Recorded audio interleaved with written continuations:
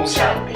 प्रजापिता ब्रह्मा कुमारी ईश्वरी विश्वविद्यालय द्वारा Madhuban cultural group पांडा भवन माउंट आबू प्रस्तुत करता है आज का यह सुविचार। हम आशा करते हैं कि आपका ये दिन इस सुविचार के साथ प्रेरणादायी रहे।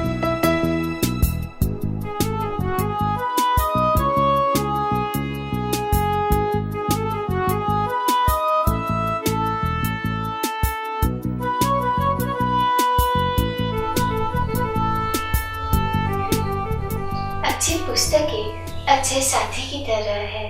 अश्लील साहित्य हमारे मन को दूषित करता है तथा हमें गलत रास्ते की ओर अग्रसर करता है।